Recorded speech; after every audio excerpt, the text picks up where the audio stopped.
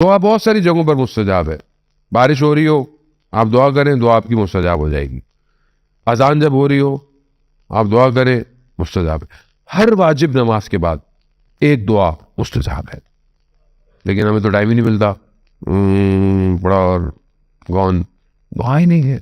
मांगते किधर मांगते हम लोग दुआ, ना अपने लिए मांगते ना दूसरों के लिए मांगते, ऐसा नहीं होता। लेकिन उसके नीचे दुआ मुस्तजाब है।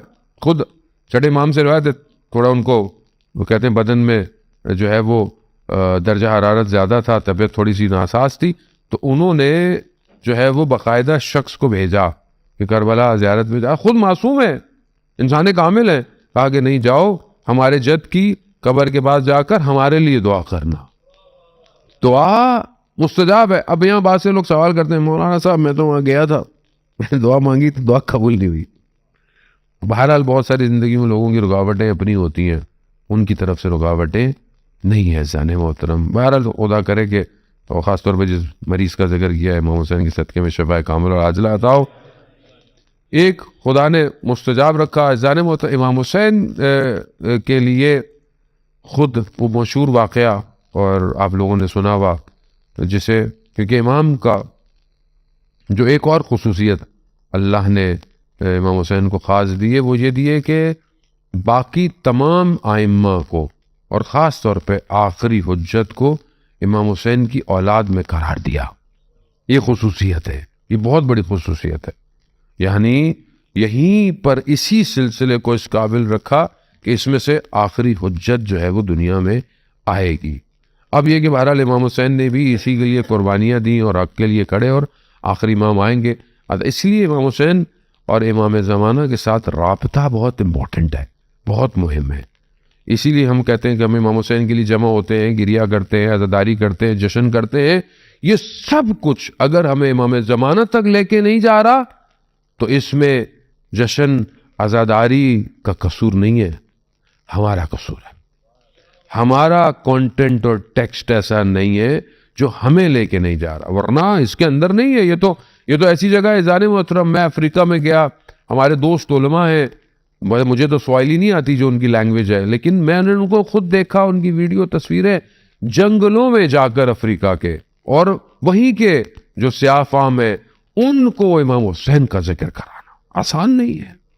जब तक करम ना हो, जब तक करम ना हो। मैं बार ऐसे जजीरों में गया, ये असल वो जजीरा दुनिया के नक्शों में नजर ही नहीं आता, एक डॉट है, नुक्ता। मुझे भी तवक्को नहीं थी, बहरहाल बुलाया, चला गया।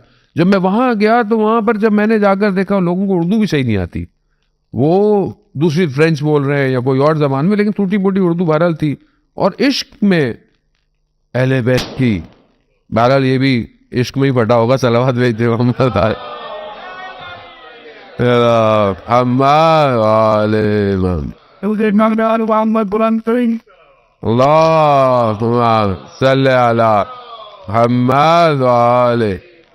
ये पटाखा तो बाहर फटा है, जो आपके अपने अंदर फट रहे होंगे तो किसी को आवाज ही नहीं आ रही कि पता नहीं क्या फट रहे। मौलाना कब खत्म करेंगे, न्याज भी खानी है, मिठाई भी खानी है, ये भी करना है, सुबह नौकरी में भी जाना है, काम पे भी जाना है। मौलाना आपकी स्टोरी है।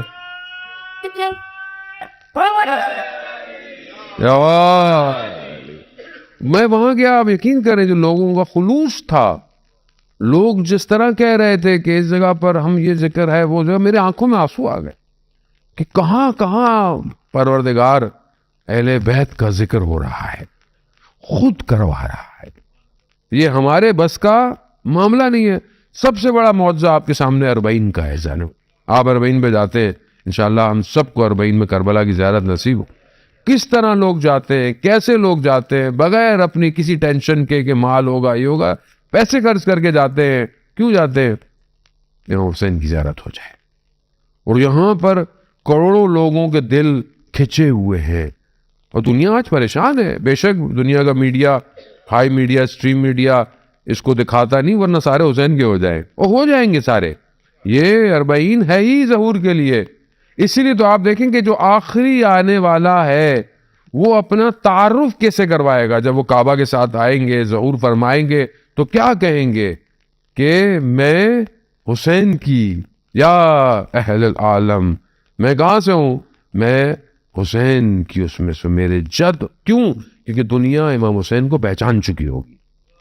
अपना तारुफ इमाम हुसैन के नाम से कराएंगे ज़ालिमों। बहरहाल हमारे लिए भी हमारा तारुफ जो है वो इमाम हुसैन के होना चाहिए, अपने आप को मुत्तसिल करें।